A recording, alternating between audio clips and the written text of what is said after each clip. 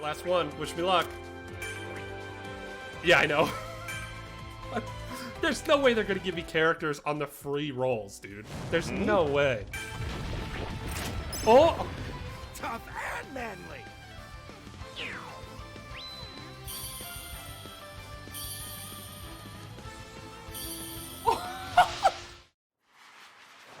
It's fine now. Why, you ask? Because I am here! Hey everyone, hope you're having a good day today. Today, we'll be looking at My Hero Academia Rumble, a new release from Bandai Namco. I'll keep this short because I assume that if you're watching this video, you mostly just want to know if the game's worth playing, so without further ado, let's get started. I want to say, if you're a huge My Hero Academia fan and you've been on the fence about checking it out, I really do recommend you play it. It's a relatively small download size, but get some friends together and give it a shot. That being said, I do think there are some things we should talk about. Starting off strong with microtransactions. Now, it's 2023 and microtransactions are an unavoidable reality in the 21st century gaming zeitgeist. The game's a prime example of this, as it bombards players with opportunities to spend money from the moment they log in. There are red roll tickets, and there are these red and blue gems that can be used to roll for more characters and costumes, and character tickets that allow you to unlock select character choices. But the other characters can't be unlocked unless you roll for them, so it's kind of this strange dynamic of, hey, we really want you to spend money, but we also want you to play the game. So here's a character ticket. You can take that character ticket and unlock, say, like, I think you can do like Tenya Ida, or you can do the girl with the big hands, but like you can't unlock All Might. So it's kind of this weird dynamic. So once you download the game, you're gonna hop right in, of course, and then you're gonna get bombarded with messages that are kind of basically just saying like, welcome to the game, thanks for trying it out. And at the end of all those messages, you will have 300 roll tickets and 1 character token. Now, here's really what I suggest you do. Head over to the roll page and do the 10 times gotcha 3 times. It'll take 100 tickets from you. You can do it 3 times. Now, chances are you're going to unlock some cool costumes and some characters, but if you don't unlock the character you desire, you can try using the token we talked about to unlock them. The game does have a really impressive roster of characters, and I think they're going to be adding more. However, really, I just don't recommend spending money on this game. I don't believe that this game has the legs required to really spend like money on it to get every character so that you can become, well versed in all the characters. Like, I can't really imagine people playing this game 3 months down the road. Now, I would like to be surprised, but I just cannot recommend unlocking or like paying money to buy characters. Now, the prime, I just hope the perfect outcome is that you roll All Might, because All Might is a beast. Get All Might. Alright, now let's just start talking about gameplay, because I have a lot to say here. Gotcha now.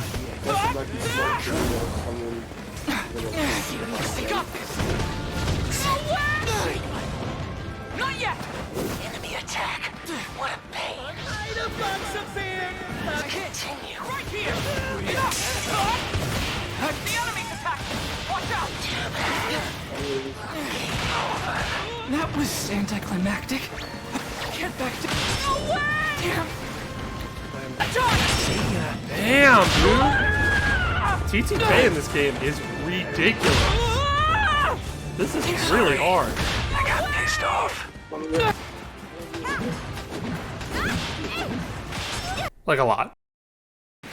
Right off the bat, let's just say this. The game is relatively clean and responsive. Overall, the controls are intuitive, and each character has a move set and sort of a personality to them that really does give them a defining characteristic.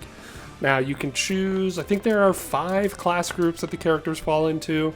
The first being Assault, that gives your entire team a defense boost. Strike offers an attack boost for your team. Rapid grants a speed boost.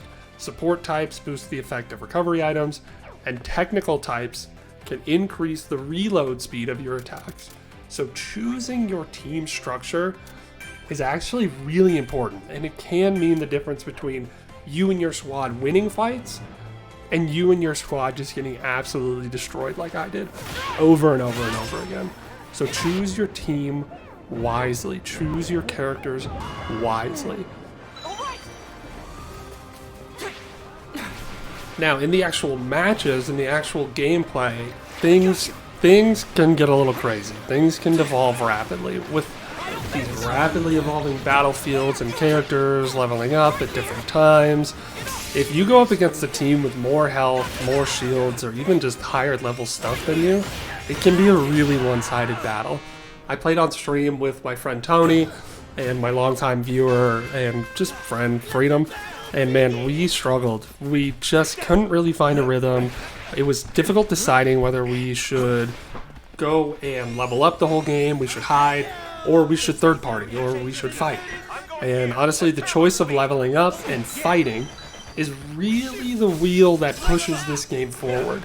You have to understand your character really well, and not just like which abilities to level up, but almost like which ability to get to level 7 and which to get to level 5, and how do you want to play the game, and how does that impact you as a team, and it's this complexity that sort of lies, I would say, underneath. It's kind of the diamond in the rough with this game, because the time to kill in this game is unbelievably short. I mean, we were playing this game and it was like, oh hey, I think there's a Bakugo up there. Okay, he just shot me twice. I have no shields. I'm on the ground, and they thirsted me. And that was it. That was it.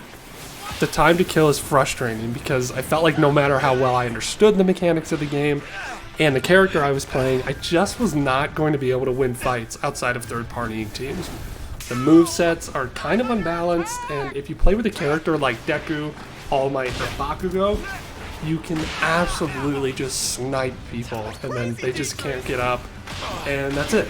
And then you just gotta jump back into another game and pick your loading spot and start over. And honestly, it was pretty frustrating, and by the end of it, I was pretty tired of it. I was pretty frustrated, I'm not gonna lie. Okay, let's bring this home. Gotta be honest with you, I enjoyed the game. It made for a wonderful stream. It was a quick download experience. Signing up was easy. It was fun. But with the amount of money that I would need to pour into the game to sort of experience it at its full potential, just wasn't really worth it to me. And like I said before, I really struggled to enjoy myself after I lost like the third fight and just felt completely helpless. I just felt like no matter what I did, no matter where we spawned, no matter where we went, it just was going to be us getting destroyed and having to start over. I couldn't find a good loop of like when I should loot and when I should go fight someone. I just really struggled with that.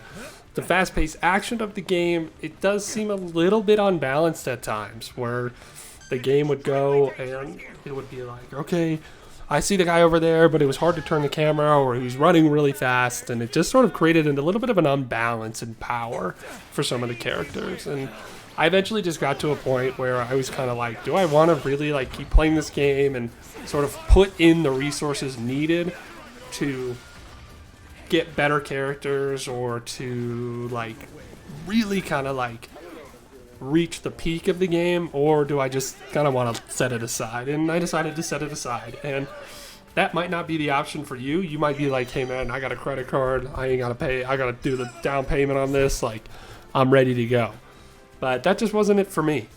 So the question now is this game for you?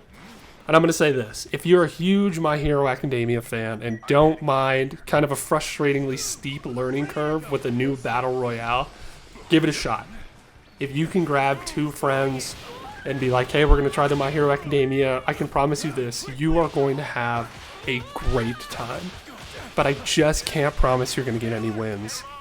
But yeah, that was sort of my experience with the game. If you've had a different experience, or if you're like, dude, this game is way too easy, let me know in the comments. Let me know what you did, and let me know what character you chose. I just struggled with the game and felt like ultimately what it was asking of me, both monetarily and sort of in a gameplay standpoint, I just couldn't keep up. But yeah, so if you played this game and you loved it and you were like, God, this is the best game I've ever played, let me know in the comments. With that, I'm out. So if you enjoyed this, consider subscribing. And check me out on Twitch. I stream Mondays and Tuesdays every week. And my Twitch channel will be in the description. And I look forward to meeting you. If you come from YouTube, the first thing you have to say is, I'm from YouTube. And I will freak the hell out because you'll be the first person to come from YouTube. So you could be a god, dude. All right, we'll see ya.